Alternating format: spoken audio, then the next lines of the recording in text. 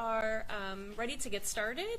We'll have two speakers today. Lisa Bonds will be first. She's our Chief Advancement Officer, and then Dr. Sarah Lewis will follow her. So with that, I will turn it over to Lisa Bonds. She said, I'm Lisa Baumgartner-Bonds, Chief Advancement Officer at Animal Humane Society.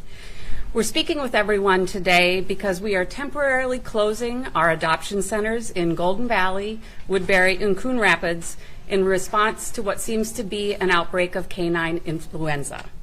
Over the last few days, we've seen an outbreak of respiratory infections in animals across our shelter and became aware that an animal that came to us on March 23rd had been exposed to canine influenza, so we're acting out of an abundance of caution. None of our animals have yet tested positive, but we want to make sure we do everything in our power to protect the animals in our care and in our community. We feel certain it is canine influenza because the symptoms are pretty consistent. It's highly contagious, and although we're waiting for those tests to be confirmed, we're moving forward like it is canine influenza. We have been in touch with the Board of Animal Health and are coordinating with them on this, and we're working with them and our skilled veterinary staff on next steps and treatment. In just a second, I'm going to tee up Dr. Sarah, who's a veterinarian on our staff who can speak a lot more about the specifics of what canine influenza looks like, what to expect, etc. I also want to talk a little bit to the people who may have been in our facilities or adopted animals from us. If you have adopted since March 23rd, you will be getting a phone call, likely today, from someone on our staff letting you know that the animal in your care, of the dog, may have been exposed to canine influenza. Again, we'll be calling to let people know that. If you have a dog that has symptoms and can isolate that dog from any other canines in your household, that's a great place to start.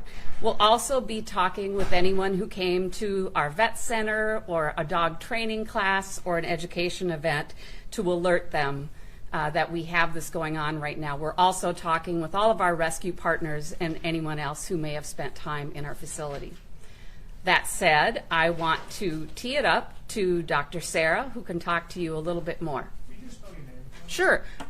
Lisa, L-I-S-A, Baumgartner, B-A-U-M-G-A-R-T-N-E-R, Bonds, B-O-N-D-S. Thank you. Sure. Dr. Sarah.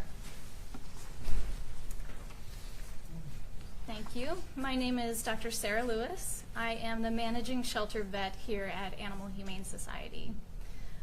Like Lisa said, we have seen an uptick in our upper respiratory cases, so out of an abundance of caution, we just want to make sure the animals that we have in our care stay safe, are well treated for any symptoms they may have, and we want to take care of our community moving forward so we're not putting animals who are potentially sick out into the community. We are treating this as if it is canine influenza. As Lisa had said, we did receive a dog from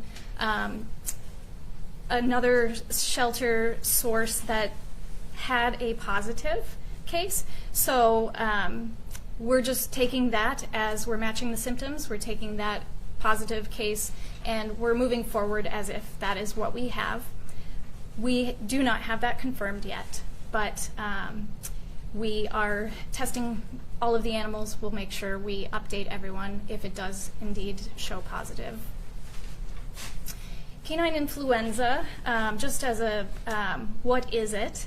It is super similar to the human influenza virus. It is a virus. There are two strains that dogs can get. Both strains are highly contagious. They show symptoms within 1 to 5 days. Animals can be sick and contagious for up to 3 to 4 weeks. So it's one of those viruses, you know, we all go to the doctor and we think they should just give us medication and we'll feel better. They tell us it's the flu, and unfortunately we just have to ride it out. So what we are treating is giving this time, giving the animals time in quarantine to rest, recuperate, If they have any secondary infections like bacterial infections, upper respiratory infections, we are treating that with antibiotics. We're also treating supportive care such as subcutaneous fluids and any anti-nausea medications they might need. So it is a virus, and it does have to just kind of run its course. The virus itself looks like in an animal kind of that typical upper respiratory, like when we have a cold. We have nasal discharge, sometimes we have ocular discharge, we're coughing, sneezing, we feel pretty crummy. The dogs are experiencing that very same thing. So, that's great. Anybody, any other questions about what's happening here or what the virus looks like? Yeah, a couple people have walked up to the door now and been turned away. No dogs are allowed to be adopted at this time? That's correct. We're shutting down all of our adoption facilities, so here in Golden Valley, Woodbury, and Coon Rapids. And for 3 to 4 weeks, if they're contagious for that long? Yes. Is that likely the closure period? We're not exactly sure. It all depends on the symptoms and when we see the end of when animals are contagious, right? And so we're looking at 21 to 28 days. Not carved in stone, but Have you ever had to close like that before for that length of time? not for anything like this, to my knowledge, no. How many dogs have respiratory symptoms? Right now, we have about 200 dogs in our facilities, and I believe almost all of them have symptoms. It's highly contagious. But the canine flu is not unusual, correct? Or it is? Canine flu is unusual for Minnesota. So it is making an appearance in other areas of the country, but in Minnesota, it's really quite rare. So at this time, we hadn't been vaccinating for it. There is a vaccine that's out there. There are areas of the country that are vaccinating all the time. So we've ordered vaccines. We're going to be vaccinating our population from this point forth. Now that we've seen it in Minnesota, we know it can come anywhere. We are not invincible. So we're just treating it as something that now is going to be here. So the animal that came in was likely probably from another state then?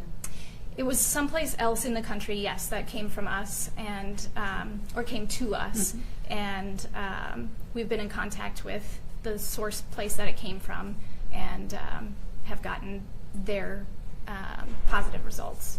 Is it potentially deadly or just makes pets really sick? Or? It can be, just like the flu can be in humans. So there are the select humans that do pass away from influenza. Same for dogs, but the majority of these animals are going to do great. So we just have to get them through their initial illness, and then they will recover and live long, healthy lives. So this is likely something that is only impacting adoptions. I mean, people taking their dogs to the dog park, that's not really a concern for them, correct? Correct. I mean, it can be anywhere. So it could be, from traveling, you could pick it up anywhere. So there is always that potential. As a vet, I have to say that.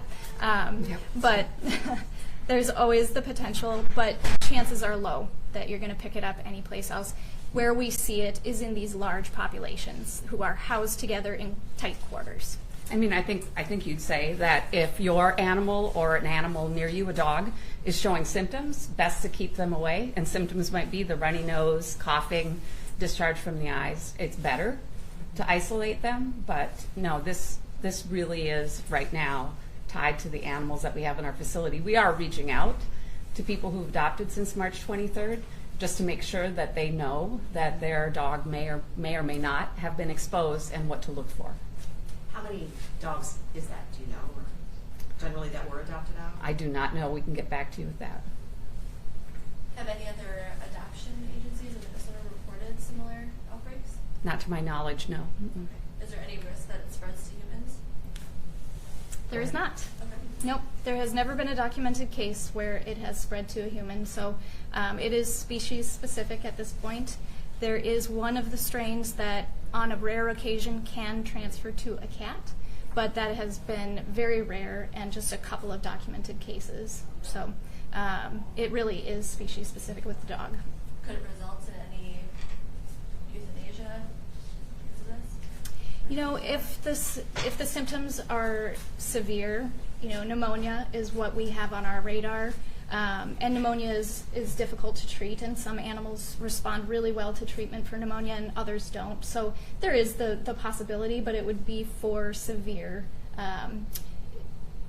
symptoms that don't respond to treatment.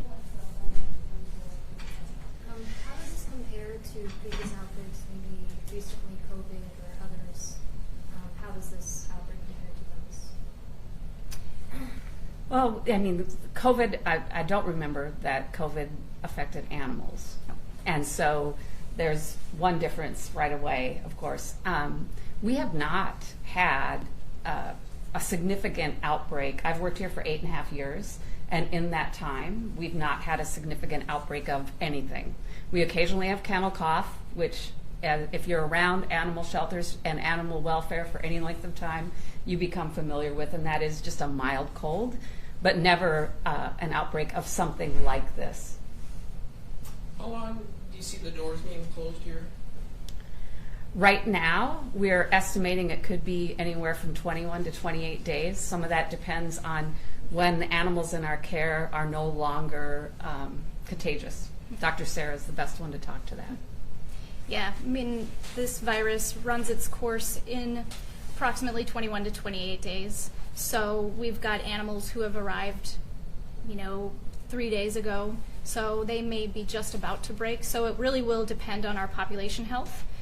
We've got a team of expert caregivers downstairs that are working tirelessly to treat all the animals that we have in all 3 of our locations. So it's going to come down to how everybody responds to treatment and when we can definitively say we are past that contagious period. And I think that's one of the things to remember about Animal Humane Society. We have a large staff of our own veterinary medicine professionals, veterinarians and vet techs and vet assistants who are here every day caring for these animals, know what to do, are guided by Dr. Sarah and other veterinarians that we have on staff. So we have a luxury in a sense of having our own in-house team that helps us get through this. Any final questions? How is this going to impact the shelter? I've watched like 3 potential dogs that could have been adopted not get to leave right now. Is this going to be bad having this many dogs that stay consistently here? I don't know that I'd say it's going to be bad because we're going to be treating those animals in shelter. We wouldn't want to adopt now that we know that there's the potential for this to be canine influenza. Obviously don't want to send an animal out with that condition where it might affect other animals in the household or in the community. So we're doing this not just to protect and take care of the animals that are here, but obviously to protect and care for the animals that are in our community, knowing this is a community that has a lot of dogs and a lot of people who love them. We don't want this to go beyond us. So adoptions won't take place for dogs for at least another month. Right? Correct. And there's a whole ripple effect because if dogs are being adopted, then you're not accepting more dogs here. That's right. That's right.